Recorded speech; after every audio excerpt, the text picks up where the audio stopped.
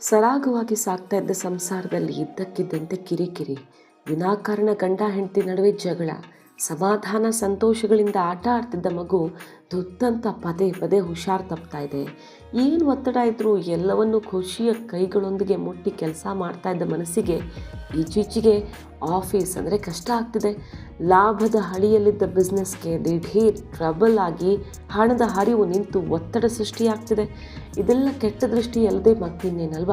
ನಂಬೋರು ನಂಬ್ತಾರೆ, ನಂಬದಿರೋರು ಅನುಭವಿಸ್ತಾನೆ ಇರ್ತಾರೆ. ಆದರೆ ಕೆಟ್ಟ ದೃಷ್ಟಿ ಇರೋದಂತೂ 100% ನಿಜ. ಈ ಕಾರಣಕ್ಕಾಗಿಯೇ ಅಲ್ವೇ ಅಖಿಲಾಂಡ ಕೋಟಿ ಬ್ರಹ್ಮಾಂಡ ನಾಯಕನ ಸನ್ನಿಧಾನ ತಿರುಪತಿ ತಿರುಮಲದಲ್ಲೂ ಸಹ ಸಾಕ್ಷಾತ್ ತಿಮ್ಮಪ್ಪನಿಗೆ ನಿತ್ಯವೂ ದೃಷ್ಟಿ ತೆಗೆಯಲಾಗುತ್ತೆ. ಇದೊಂದೇ ಉದಾಹರಣೆ ಸಾಕು ದೃಷ್ಟಿ ಎಷ್ಟು ಕೆಟ್ಟದ್ದು ಮತ್ತು ದೃಷ್ಟಿ ದೋಷದ ನಿವಾರಣೆ ಎಷ್ಟು ಮಹತ್ವದ್ದು ಅಂತ ಅರ್ಥ ಮಾಡ್ಕೊಳ್ಳೋದಕ್ಕೆ.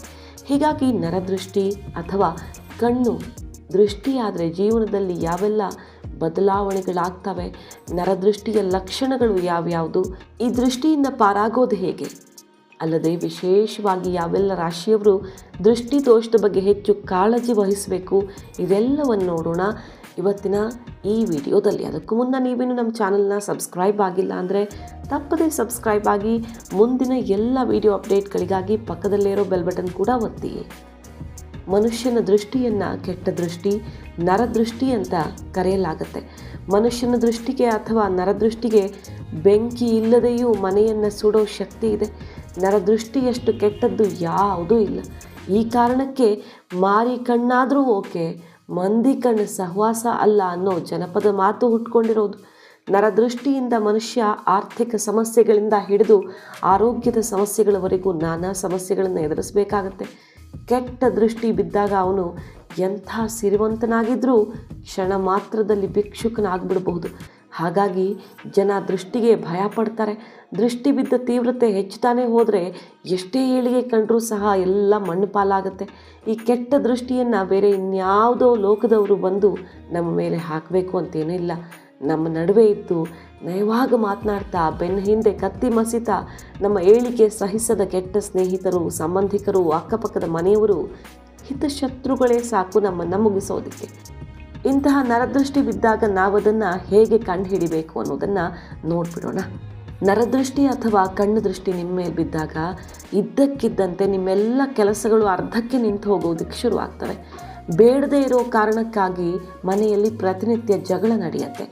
ಇದರೊಂದಿಗೆ ಹಣಕಾಸಿನ ಸಮಸ್ಯೆಗಳು ಹೆಚ್ಚಾಗ್ತಾನೆ ಹೋಗುತ್ತೆ. ಈ ರೀತಿ ನಿಮ್ಮ ದಿನನಿತ್ಯದ ಜೀವನದಲ್ಲಿ ಕೆಟ್ಟ ಬದಲಾವಣೆಗಳು ನಡೀತಾ ಇದ್ದರೆ ನಿಮ್ಮ ಮೇಲೆ ಮನುಷ್ಯನ ಕೆಟ್ಟ ದೃಷ್ಟಿ ಬಿದ್ದಿದೆ ಅಂತಲೇ ಅರ್ಥ. ಮನೆಯಲ್ಲಿ ಒಂದರ ಹಿಂದೆ ಒಂದು ಸಮಸ್ಯೆಗಳು ಬರೋದು, ಮನೆಯಲ್ಲಿನ ಸದಸ್ಯರು ಅನಾರೋಗ್ಯಕ್ಕೆ ತುತ್ತಾಗೋದು, ಎಷ್ಟೇ ವೈದ್ಯರನ್ನು ಸಂಪರ್ಕಿಸಿದ್ರೂ ಕೂಡ ಅದು ಗುಣಮುಖವಾಗದೇ ಇರೋದು ಕೂಡ ಕೆಟ್ಟ ದೃಷ್ಟಿಯ ಪರಿಣಾಮವೇ. ಮಲಗಿರೋ ಸಮಯದಲ್ಲಿ ಮಧ್ಯರಾತ್ರಿ ಇದ್ದಕ್ಕಿದ್ದಂತೆ ಎಚ್ಚರ ಆಗೋದು, ಪದೇ ಪದೇ ಕೆಟ್ಟ ಕನಸುಗಳು ಬೀಳೋದು, ಪದೇ ಪದೇ ತಲೆನೋವು ಕಾಣಿಸ್ಕೊಳ್ಳೋದು, ಮನೆಯಲ್ಲಿಟ್ಟ ವಸ್ತುಗಳು ಕಾಣಿಸ್ದಂತಾಗೋದು, ಮಲಗಿದ್ದಾಗ ಭಯವಾಗಿ ಒಮ್ಮೆಲೆ ಎದ್ದು ಕುಳಿತುಕೊಳ್ಳೋದು, ಎಲೆಕ್ಟ್ರಾನಿಕ್ ವಸ್ತುಗಳು ಹಾಳಾಗ್ತಾನೆ ಇರೋದು, ನೀರು ವ್ಯರ್ಥವಾಗ್ತಾ ಇರೋದು, ಮನೆಯಲ್ಲಿ ಬೆಳೆಸಿದ್ದ ಗಿಡಗಳು ಒಣಗಿ ಹೋಗೋದು, ಪದೇ ಪದೇ ಹಾಲು ಹಾಳಾಗೋದು, ಇದೆಲ್ಲವೂ ಕೆಟ್ಟ ದೃಷ್ಟಿಯ ಅಥವಾ ಕಣ್ಣು ದೃಷ್ಟಿಯ ಸೂಚನೆಯಾಗಿದೆ ವೀಕ್ಷಕರೇ. ಈ ರೀತಿ ದೃಷ್ಟಿ ಬಿದ್ದಾಗ ಪರಿಹಾರಗಳು ಏನು ಅನ್ನೋದನ್ನು ನೋಡೋಣ. ಆಂಜನೇಯ ಸ್ವಾಮಿಗೆ ಮಂಗಳವಾರ ಅಥವಾ ಶನಿವಾರ ವೀಳ್ಯದೆಲೆ ಹಾರವನ್ನು ಅರ್ಪಿಸಿ ಪ್ರಾರ್ಥನೆ ಮಾಡಿಕೊಳ್ಳಿ. ಕಲ್ಲುಪ್ಪಿನ ದೃಷ್ಟಿ ತೆಗೆದುಕೊಳ್ಳಿ. ಮುಷ್ಟಿಯಲ್ಲಿ ಕಲ್ಲುಪ್ಪನ್ನು ಹಿಡಿದುಕೊಂಡು ತಲೆಯಿಂದ ಪಾದದವರೆಗೆ 3 ಬಾರಿ, ಎಡದಿಂದ ಬಲಕ್ಕೆ, ಬಲದಿಂದ ಎಡಕ್ಕೆ 3 ಬಾರಿ, ಪಾದದಿಂದ ತಲೆಗೆ 3 ಬಾರಿ ಸುತ್ತಿ ದೃಷ್ಟಿ ತೆಗೆದು ಉಪ್ಪನ್ನು ಬೆಂಕಿಗೆ, ಸಿಂಕ್ಗೆ ಅಥವಾ ಮೋರಿಗೆ ಹಾಕಿ.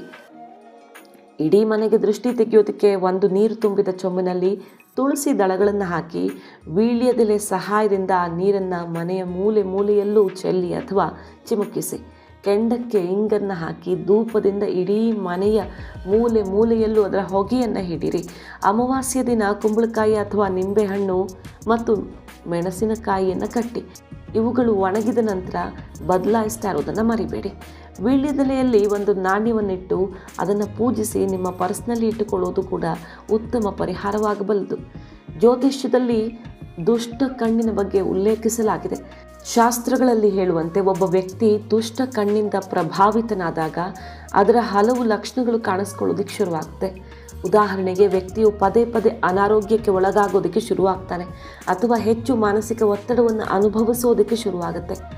ಈ ಕಾರಣಕ್ಕಾಗಿ ಕೆಟ್ಟ ದೃಷ್ಟಿ ಬಿದ್ದರೆ ತಕ್ಷಣ ಅದಕ್ಕೆ ಸಂಬಂಧಪಟ್ಟ ಕ್ರಮವನ್ನು ತೆಗೆದುಕೊಳ್ಬೇಕು ಅಂತ ಜ್ಯೋತಿಷ್ಯದಲ್ಲಿ ಹೇಳಲಾಗಿದೆ. ಅದೇ ಸಮಯದಲ್ಲಿ ಯಾವ ರಾಶಿಯ ಜನರಿಗೆ ದುಷ್ಟ ಕಣ್ಣಿಂದ ಹೆಚ್ಚಾಗಿ ದುಷ್ಪರಿಣಾಮಗಳಾಗ್ತವೆ ಅನ್ನೋದು ಸಹ ಕೆಲವೆಡೆ ಉಲ್ಲೇಖ ಆಗಿರೋದು. ಇದರಿಂದ ಮಿಥುನ ರಾಶಿಯ ಜನ ಹೆಚ್ಚಾಗಿ ಕೆಟ್ಟ ದೃಷ್ಟಿಯನ್ನು ಎದುರಿಸ್ತಾರಂತೆ. ನೇರ ಪರಿಣಾಮ ಅವರ ಆರೋಗ್ಯದ ಮೇಲೆ ಕಂಡುಬರುತ್ತೆ.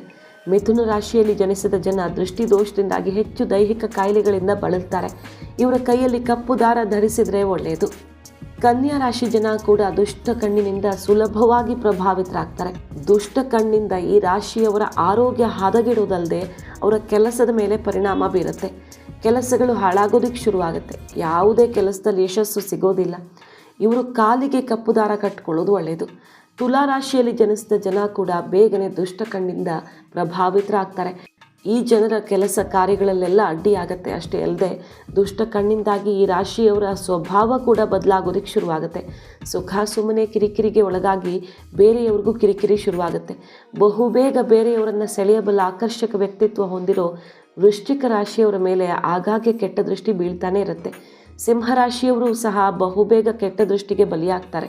ಅತ್ಯಂತ ಭಾವನಾತ್ಮಕ ರಾಶಿಯಾಗಿರೋ ಕಟಕ ರಾಶಿಯವರು ಆಗಾಗ ಜನರ ಕೆಟ್ಟ ದೃಷ್ಟಿಗೆ ಬಲಿಯಾಗೋದುಂಟು.